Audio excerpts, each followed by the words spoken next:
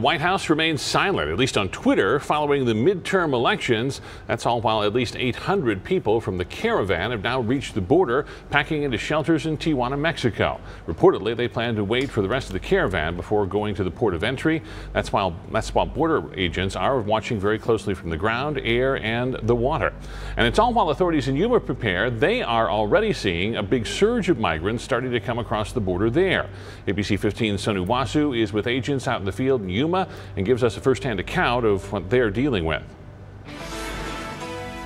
Yeah, we are near the San Luis port of entry, and this section right here is where Border Patrol agents found a man cutting through the razor wire fence trying to get across. This happened just a few days ago. It was all caught on camera. Border Patrol agents tell me you're looking at a human smuggler cutting through razor wire installed by the fence to get his group of people across. Agents also sharing with me this photo of migrants climbing the fence to get across. They're able to cut, they're able to climb, and they're able to go under in order to get their people through. Border Patrol Operations Officer Justin Callinger says they may be law enforcement first, but what they're looking at here today is a huge humanitarian mission. Whereas they were running from us, now they're running to us in order to get and seek asylum or their credible fears situations that they feel they need to do. The black and white video you see here captured on cameras set up at the U.S.-Mexico border in Yuma. It shows us a small glimpse of the big crisis on our nation's border. Agents here tell me no military forces have been sent to these parts yet. It's just Border Patrol and the U.S. National Guard trying to contain a growing situation. We are part of this wonderful community, and as long as we're here, it's 24/7, 365, 7 days a week. What's different now than years past, agents tell me they're seeing more family units and unaccompanied minors trying to cross through here. Some of the children traveling alone, just 14 to 15 years old. All of the migrants arrested by Border Patrol here in Yuma are now in ICE custody. Reporting from Yuma, Sonu Wasu, ABC 15, Arizona. Hey, good morning, Mark. Well, concertina wire, barriers, barricades, even some fencing. Those are just a few of the materials that you're going to see down here, especially here at the DeConcini port of entry, that troops are really trying to put up as they beef up the entrances here as they await for that migrant caravan. This is all a part of what the Department of Defense is now calling Operation Secure Line. If you remember a little bit over a week ago, they were calling this Operation Faithful Patriot. That no longer the case. We do have some video of what you'll see if you're down here, if we can get that on screen. Now, if you are here, there's a few things that you're not going to be able to miss. The first one, those long lines of people trying to get into the U.S. And the reason that those lines are there is because troops have closed down 2 different lanes here at this port of entry. They've blocked them off with what looks like 2 storage containers. On top of those, there is some added on concertina wire. The second, of course, there is a good amount of extra troops here in the area. Now, all of these extra measures as they continue, like I said, anticipating the arrival of that migrant caravan, which they do expect will be arriving here within the next week. Now, in a release, Customs and Border Protection did add that they don't expect to take down any of this wire, to do away with any of these troops or those 2 closed lanes until that caravan arrives. So that is something to keep in mind if you expect to be coming in to the U.S. through this port of entry. Reporting live from the DeConcini port of entry, Veronica Acosta, KGUN 9 on your side. We have team coverage on the developments happening right now. Let's begin with 10 News reporter Jennifer De La Cruz. She is at the San Isidro border crossing. Jen.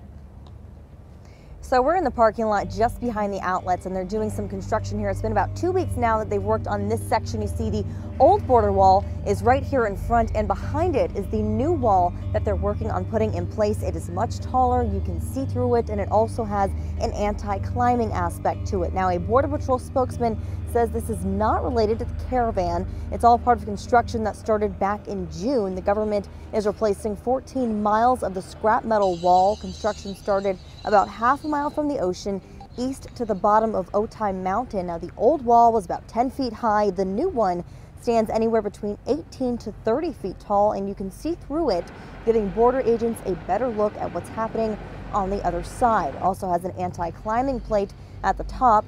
The old wall was originally constructed in the 90s.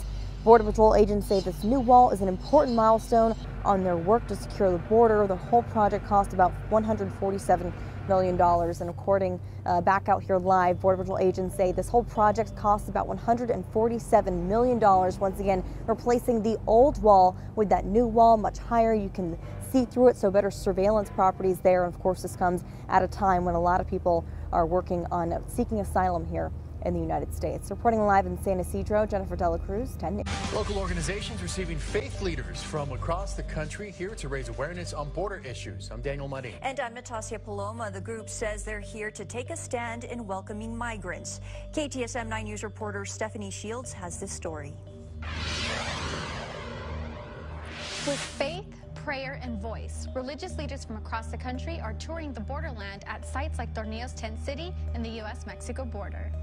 And we were trying to find a way where we could come and support local attempts, local groups that are working on the asylum issue and working to help shut the camp down. The Let Our Families Go caravan consists of nearly 70 interfaith clergy leaders and 120 members making a 4-day trip to Tornillo to bring attention to border issues.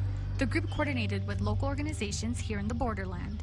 And they could not, in good conscience, stay where they were and wanted instead to express their solidarity and to bear witness to what's going on here locally. Following the shooting at the Tree of Life Synagogue in Pittsburgh, the Let Our Families Go caravan felt committed to see the immigration issues here in the borderland. And so they're here with open ears and an open heart and an open mind to see what's going on here and to bear witness, to go back to their communities and say all the good things that are happening here and what needs to be improved. Thursday's events mark the end of the week-long sanctuary visits across the Midwest, including Ann Arbor, Michigan, and Indianapolis, Indiana. Leaders say they wanted to recreate the footsteps of those coming to the border to seek asylum. We don't want to come off as a bunch of interlopers that are coming from around the country to show up, make some noise, and then leave. We want to work with local groups. We want to make sure that this is a long-term project, that we're in relationship with people, and the people on the ground are telling us that that's what they want us to do, and so that's what we're doing. The Let Our Families Go leaders told me they raised nearly $25,000 so far that will go towards shelters and organizations here in the borderlands, such as the Annunciation House and the Hope Border Institute.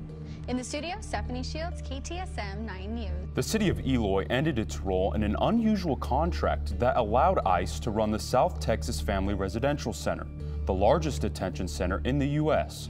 Reporter Micah Bledsoe explains what happened and shares one detainee's story. In 2014, there was a surge of families crossing the southwest border. The city of Eloy and Immigration Customs Enforcement amended an existing contract that allowed ICE to establish the South Texas Family Residential Center. The Department of Homeland Security reported ICE improperly modified this existing agreement with Eloy to establish the Texas Detention Center. The report gave recommendations and stated ICE made Eloy an unnecessary middleman. At the end of September, the city of Eloy canceled that part of the contract at ICE's request. In a statement, ICE spokesperson Paige D. Hughes explained that portion of the agreement with Eloy was ended and a new agreement negotiated with Dilley, Texas. CoreCivic is a good corporate citizen in the community.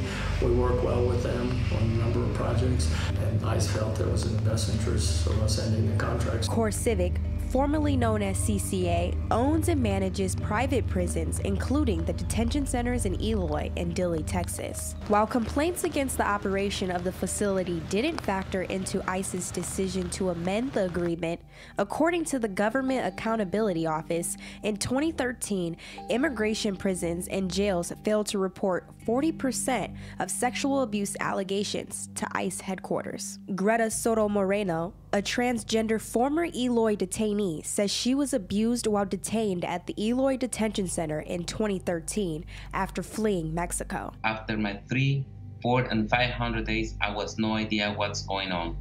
What should I do? I was tempted to cut off my hair. I was tempted to leave my facial hair. I was tempted to kill myself several times. Soto Moreno says she was detained for 900 days. While detained, she says she was sexually abused by one of the detention officers, and when she reported it, she was not believed. They say, no, this is our best officer here in this facility. Can you imagine the best officer being the best one from being accused to touch people improperly how the rest could be. We reached out to CoreCivic for a response. Here's part of the statement from Amanda Gilchrist, the Director of Public Affairs. We're committed, as we have been for 3 decades, to creating a safe environment for the individuals ICE entrusts to our care and to following all federal guidelines on the appropriate accommodation of transgender detainees. Our ICE contracted facilities are contractually required and held accountable to federal performance-based national detention standards, which include guidelines for the safe and appropriate accommodation of transgender detainees. To ensure compliance and accountability, ICE maintains full-time, on-site staff who monitor conditions and contractual performance. After multiple denied petitions to be removed from the detention center in Eloy, Soto Moreno says she tried to kill herself. The reason that I've been removed from Arizona is because I cut off my testicles. Soto Moreno was moved to the Santa Ana City Jail in California, but she believes the city of Eloy has a responsibility in making sure conditions are not overlooked. City manager Harvey Kraus says the city does not receive reports on the center's operation. They release of any liability or any operational responsibilities of either the Eloy Detention Center or the Dilley facility. Gilchrist's statement goes on to say, "We are proud of the quality of care we provide and will continue our long-standing commitment to ensure the safety and dignity of every individual in our facilities." Reporting in Eloy, Micah Bledsoe, Cronkite News. CoreCivic also says all detention officers are required to complete more than 100 hours of training, which includes specific emphasis on a zero-tolerance policy regarding sexual abuse and harassment. Welcome back. One final point before we go tonight. A new Gallup poll reports that 160 million adults from all over the world want to immigrate here to the United States. 160 million adults. That's 3% of all the adults in the entire world. And this doesn't even count kids and families. 160 million adults. That's equal to half the current population of the US in total right now. Now, according to Gallup, in Central America, 16% of adults from Honduras, Nicaragua, Guatemala, El Salvador, Panama, and Costa Rica want to come to the United States. 16% of adults from those countries. That is more than 5 million people from Central America who want to come to the US right now. So the question is, should we let them all in? If we're supposed to let the migrants in the caravan into our country, just because those migrants claim asylum, remember that one migrant who said he'd been charged with murder in his country of origin and was hoping that charge would be forgotten once he reached the US? Yeah. If we're supposed to let all the migrants in the caravan into our country, how can we say no to the 160 million adults around the world who want to come here? What if they all claim asylum? Ask your Democratic congressman. Ask your Democratic senator. Ask your liberal college professor. How many people should be allowed to come to the United States? How many should we let in? Which ones should we let in? Who decides which ones we let in and which ones we exclude? If it's xenophobic to build a wall, that's what liberals tell us, are we supposed to let 160 million adults from all over the world, plus their kids, plus their families, into our country? If not, why not? If so, who pays for them? Where are they supposed to live? What are they supposed to do for work? Are we supposed to give them government welfare and free health care? That's obviously not feasible, even for the most bleeding heart open borders liberals. So ask them, how many do we let in? Because 160 million people plus their families would come here in a snap if we said okay. And if we don't say okay, aren't we racists according to the left? The thing is, no liberal is going to say, sure, let all 160 million of those people in. And by saying no, the left admits we have a right to put restrictions on immigration, that we, the citizens of the United States, get to choose who comes to our country and when and how. And that's obviously not racist. So why then are laws guarding our borders, or walls guarding our borders so that we get to choose who comes here, racist? And that's my final point.